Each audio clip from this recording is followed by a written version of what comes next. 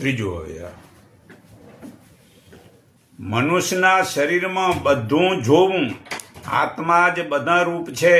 આત્મા એટલે પરમાત્મા જ સર્વદેવો છે અને આત્મા જ આ દેહધારીઓના કર્મોને ઉત્પાદન કરે છે. મનુષ્ય જ્યારે તું સંકલ્પ વિકલ્પ કરે છે ત્યારે તું બ્રહ્માજી છે. જ્યારે આપણે સત્ય કર્મના પુરુષાર્થ કરીએ છીએ ત્યારે આપણે વિષ્ણુ છીએ અને જ્યારે આપણે વિચારીને કર્મનો ત્યાગ કરીને સંતોષ સમાધિમાં છીએ ત્યારે આપણે શંકર છીએ. મતલબ કે આપણું મન એ જ બ્રહ્માજી, આપણી બુદ્ધિ એ જ વિષ્ણુ છે અને આપણું ચિત્ત એ જ શંકર છે.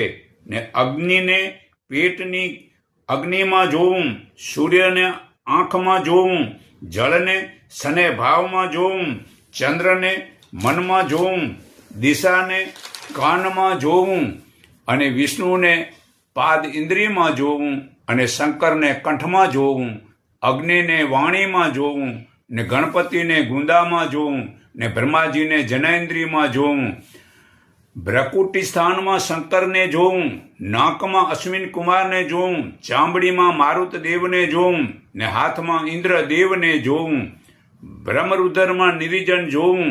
આ મનુસ્મૃતિ પાના નંબર 295, 160, 120 નંબરના શ્લોકમાં પુરાવો છે. તો હું તમને રહેવું મનુષ્ય જ્ઞાન જાણવું છે, ખાલી ટીલા ટપકા કરીને જોવું જ નથી ને રહેવું જ નથી. તો ગીતાધ્યાય 11 શ્લોક 7 હું વાંચી સંભળાવું છું. હે અર્જુન, આ મારા શરીરમાં જ એક જ સ્થળે રહેલું સ્થાવર જંગમ સહિત સમગ્ર જગત અને બીજું તું જે કાંઈ જોવા ઈચ્છે છે તે પણ આજે તું જો, પરંતુ પોતાની આ સ્થૂળ ચક્ષુથી મને જોવાને સમર્થ નથી. માટે હું તને દિવ્ય ચક્ષુ આપું છું, તેનાથી મારું ઈશ્વરીય યોગ સમર્થ તું જો.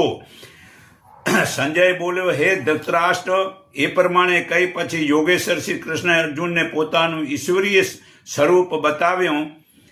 તે અનેક મુખ, અનેક નેત્રો વાળું, અનેક અદ્ભુત દેખાવો વાળું, દિવ્ય આભૂષણ વાળું, ઉમાંગેલા હાથ અને દિવ્ય આયુધો વાળું, દિવ્ય માળાઓ અને દિવ્ય વસ્ત્રોનો ધારણ કરેલું, દિવ્ય સુગંધના લેપ વાળું, સર્વ ઐશ્વર્ય યુક્ત, પ્રકાશમાન, અનંત અને સર્વ તરફ મુખવાળું હતું. આ પ્રકાશમય હજારો સૂર્યનું તેજ એકી સાથે પ્રકાશી ઉઠ્યું હતું. તો પણ તે વિશ્વરૂપ પરમાત્માના તેજ આગળ ઝાંખું લાગે છે.